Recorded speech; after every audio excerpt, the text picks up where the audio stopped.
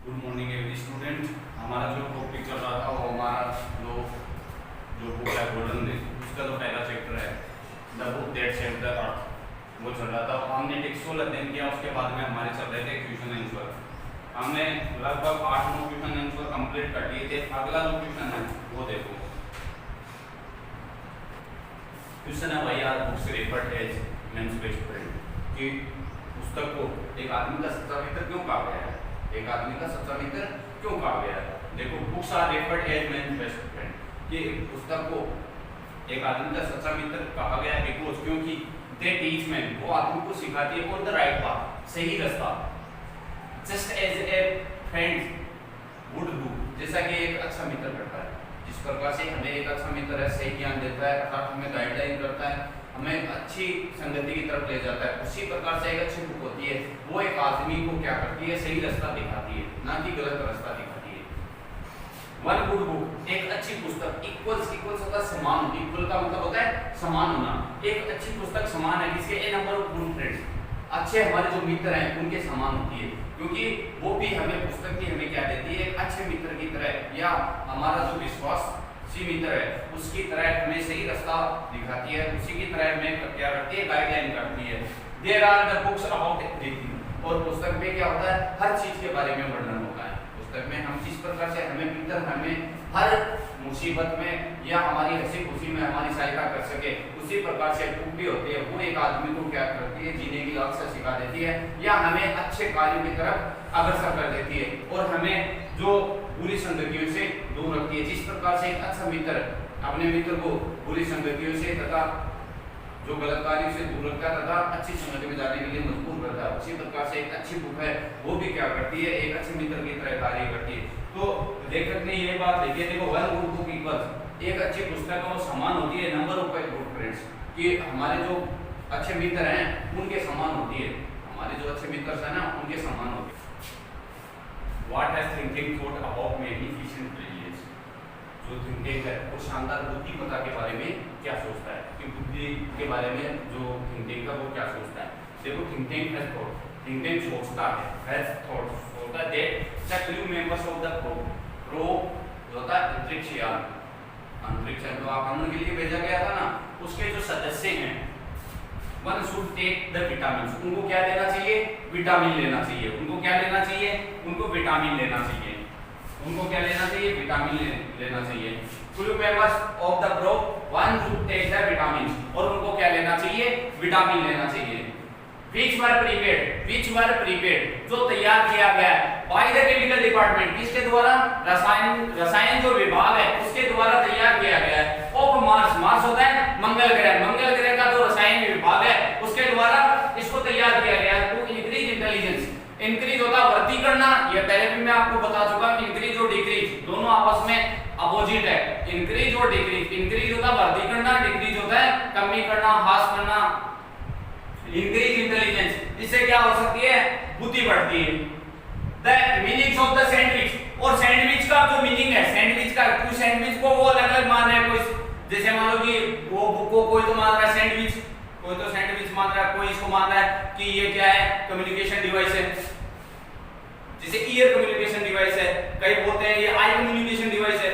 तो उसके बारे में बोल रहा है कि देखो, the meaning of the sandwich, sandwich का तो मीनिंग है, the meaning of the book will be unfold slowly, unfold होता है खुलना, स्लोली होता है धीरे धीरे, वो क्या हो जाएगा, धीरे धीरे हमारे सामने खुलने लग जाएगा। अब देखो हमारा क्वेश्चन देखो पहले, what is the thinking planning about that, कि जो थिंकिंग है वो अर्थ के बारे में अर्थात पृथ्वी के बारे में क्या योजना बना रहा है, क्या योजना बना रहा है। देखो आंसर देखो, thinking is planning, thinking planning कर रहा है टू इन्वेट, इन्वेट का मतलब होता है आक्रमण करना, इन्वेट का मतलब होता है आक्रमण करना। क्या प्लानिंग कर रहा है, पृथ्वी पर आक्रमण करने की तैयारी कर रहा है। ही सेंस होता है भेजना, हिज क्रू अपना दल भेजा, टू द कहां पे भेजा, पृथ्वी पे अपना क्या भेजा है, दल भेजा है, अर्थात जो अंतरिक्ष यान भेजा था पृथ्वी पे, वो पृथ्वी पे आक्रमण करने के लिए भेजा था। Think tank wants, think tank चाहता है टू ब्रिंग होता लाना, अर्थ अंडर हिज रूल होता है नियम या अधिकार, वो क्या करना चाह रहा था, पृथ्वी को अपने अधिकार में लाना चाह रहा था, अर्थात पृथ्वी पे उन्हीं का शासन हो। थिंक टैंक कौन था, रूलर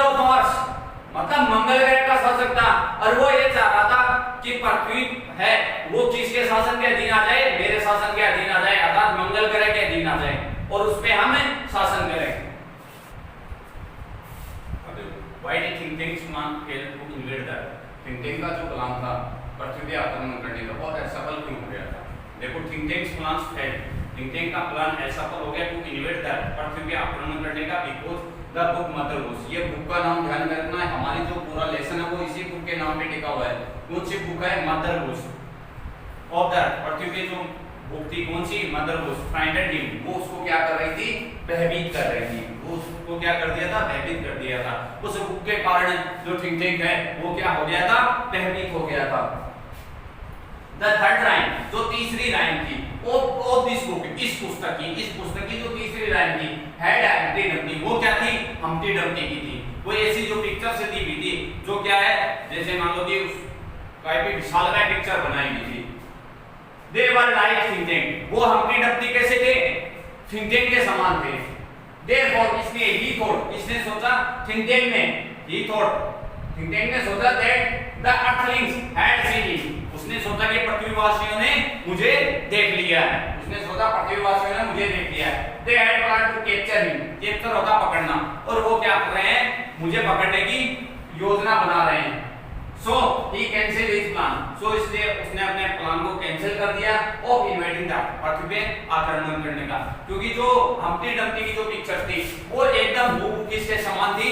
थिंक टैंक के समान थी। उसका जो हम्प्टी डम्पटी की जो पिक्चर बनी हुई थी, उनका जो सिर था वो काफी बड़ा बनाया गया था। तो थिंक टैंक ने उस पिक्चर्स को देखा तो उसने ऐसा सोचा कि पृथ्वीवासियों ने मेरे को देख लिया और वो मुझे कैप्चर करना चाह रहे हैं, मुझे पकड़ना चाह रहे हैं। इसलिए उसने क्या सोचा कि मैं इस प्लान को बीच में छोड़ दूं और मुझे यहाँ से चले जाना चाहिए। और जो हमारा टेक्स्ट था, अर्थात हमारा जो लेसन था, उसके अंत में वो उस नूडल को बोलता है कि मैं यहाँ से मार्स से काफी हजारों मीलों दूर यहाँ से चला जाऊंगा कि जहाँ से पृथ्वीवासी मुझे पकड़ नहीं सके।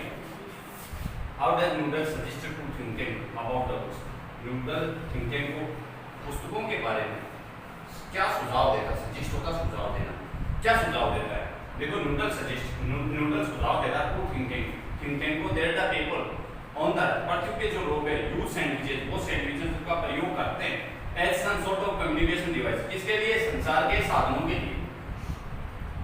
किसके लिए यूज करते हैं? संचार के साधनों के लिए यूज करते हैं। सो ही सजेस्ट टू हिम, इसलिए वो उसको सुझाव देता है that the book should be open, पुस्तकों को क्या करनी चाहिए? खोलनी चाहिए।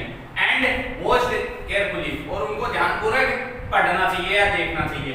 एज द अर्थलिंग्स डू, जैसा क्या करते हैं? पृथ्वीवासी करते हैं। ये है कैरेक्टरिस्टिक होता है चरित्र चित्रण, नूडल का characteristic. Noodle is apprentice of the ruler of the mass thinking. Noodle क्या था? अप्रेंटिस था, शिक्षक था। किसका? रूलर ऑफ द मास, मंगल ग्रह का जो शासक था उसका। ही इज इंटेलिजेंट, वो इंटेलिजेंट था, बुद्धिमान था, पहले चतुर था। एंड डिप्लोमेटिक होता है व्यवहार कुशल, वो एक व्यवहार कुशल व्यक्ति था। व्हेन थिंक टैंक जब अनुमान लगाता है बुक्स टू बी सैंडविचेस, कि पुस्तकें क्या है? सैंडविचेस। थिंक टैंक पहले पुस्तकों को क्या सोचता है? Sandwiches. Noodles tells that, noodles बताता है that they are some sort of communication device, तब नूडल उनको बताता है कि ये क्या है? संचार के साधन है। He is extremely polite and humble, वो क्या है? अत्यधिक विनम्र और सरल है।